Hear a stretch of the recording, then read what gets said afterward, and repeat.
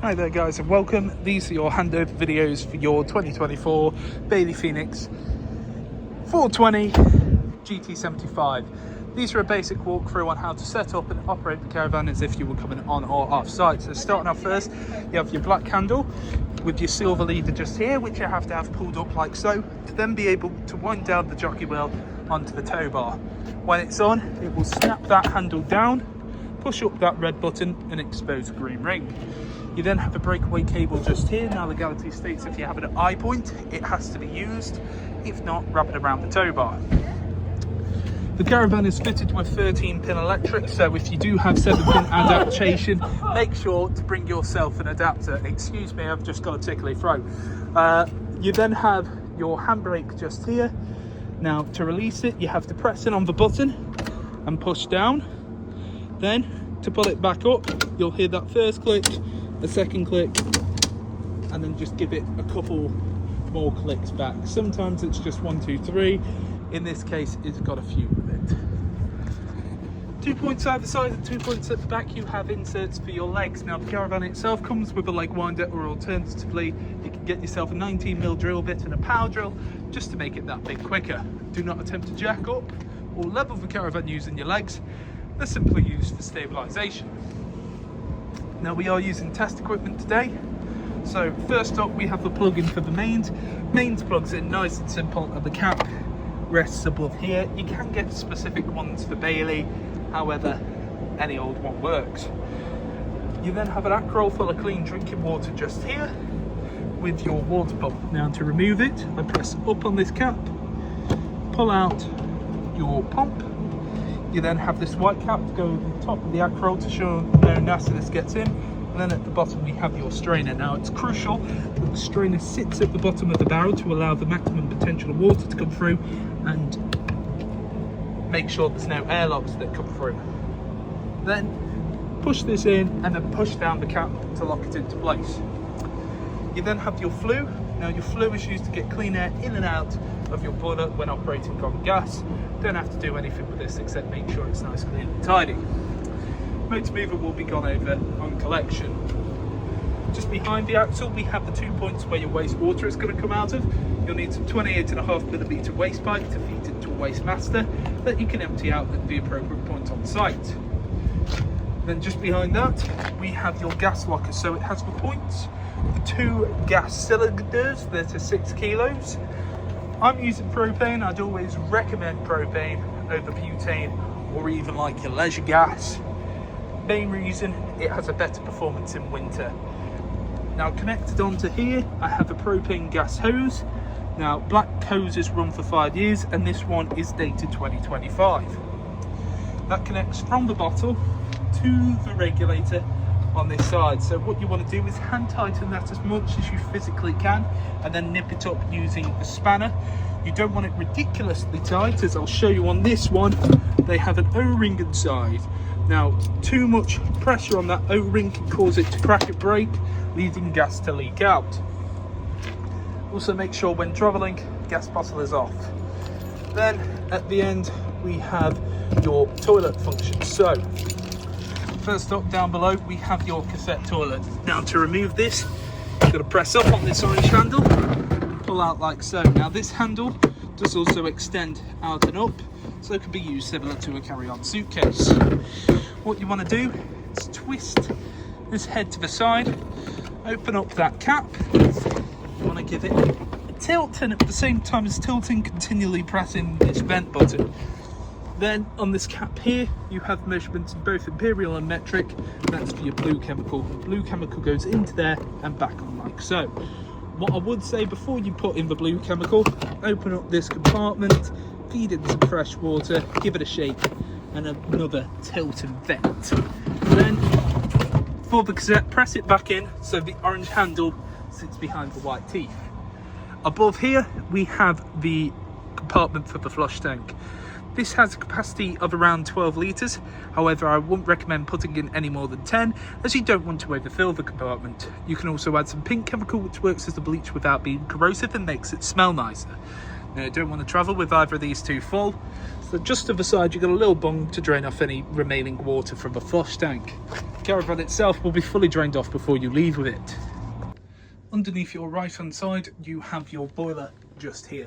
Now, the main thing to note on your boiler is that you have this yellow drain valve just here. Facing in the position as it is now, that is allowing the flow of water to come through no problem at all. However, switch it up to the vertical position and that will drain off any remaining water in the system. November to March, have that up permanently unless you're actively using the caravan. Anytime you come off site, make sure that it is up because you don't want it sloshing about when travelling. And because it is classified as user error, if for some reason you do leave this down and the pipes freeze and burst, it is classified as user error. So make sure you always drain this off. Then underneath your left hand side seat, this here is your spare wheel. It is actually sort of screwed in. You have your brain box for your motor mover just here, which if you ever need to do a reset on the panel, you can pull back that little black bit there. And then you have all of your trips and fuses. All your trips in the upright position and all your fuses in the correct position. I'd always recommend carrying some extra fuses with you. Then just above here, we have your main control panel. So you have your main on and off button just here. You then have internal lights, and then you just have to use your representative switches across the van.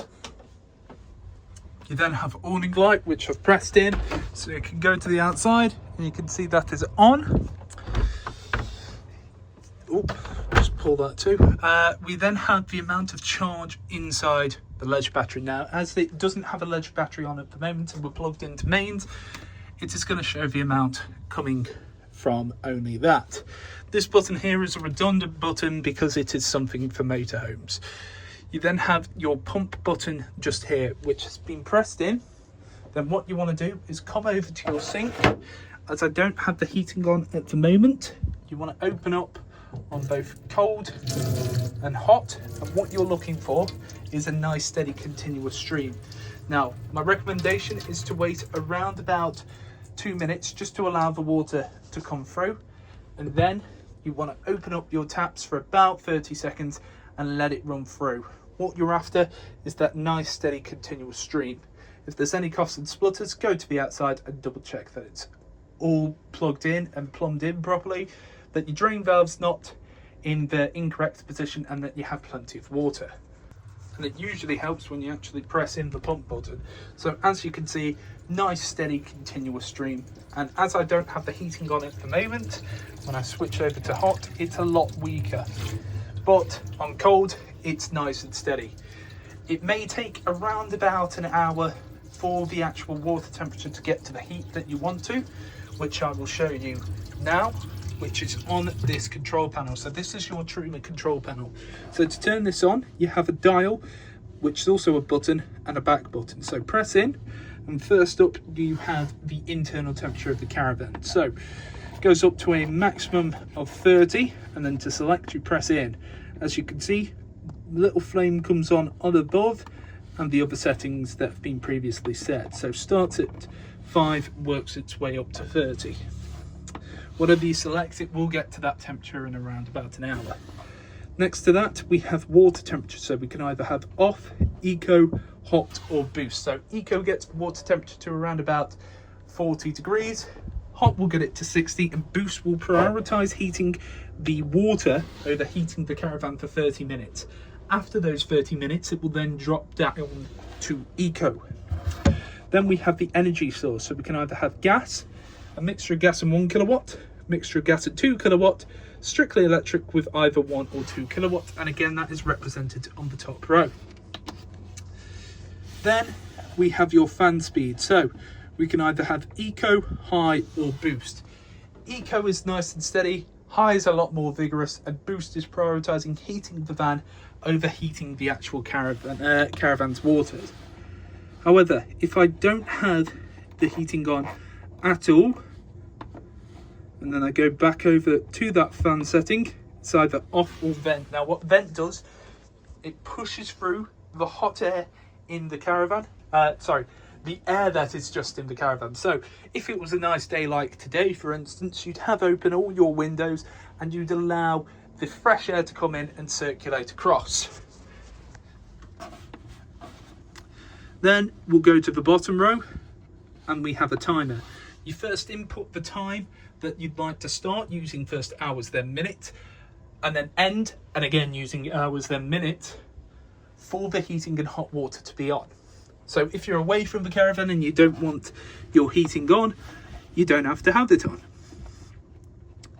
Then we have the time, so it's currently not 4 minutes past midnight. Just select the correct time. It is a 24-hour clock. Then we have additional settings, so we have offset, temperature, brightness, 12 or 24-hour clock, language, index and reset. Now I'm not going to run through this today as we have set this to what we believe the most user-friendly panel to use. However, if you would like to have a look inside your book packs, please do so.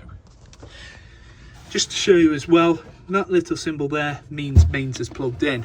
Then to turn this panel completely off, which I'd recommend doing before you shut the entire system, press and hold in, come up as off, and then it is green screen and blank. It will naturally go to a green screen, but displaying a small bit of text on the front when not interacted with in a while. Then we have your hob grill and oven. So all of this is operative of gas. Now it may be a case that when you come to ignite these will first light up and then cut out. That is natural. That is the gas making its way through its system. So all you have to do, press the dial, twist it to the side, press your igniter. This is what it looks like when they're all lit. As you can see, all burners nice and lit. Then it's the same concept for your grill. As you can see, all nice and lit. And finally, we have your oven. So let me see, I can do this with one hand. As you can see, all nice and lit. Only other real thing to note is that if you're traveling with a gas bottle, make sure it's turned off, and you need to travel with this glass lid down, but don't put it down until all burners are cold to the touch. Then just here we have your toilet operation. So to turn this on, press in, and you'll hear the motor. That motor is what will push through any water in the system. Then to remove your waste, press away on the handle, which opens up the catch. Pull it back towards you to be able to pull out the cassette, and when the cassette is full, there'll be a red light on there telling you to empty.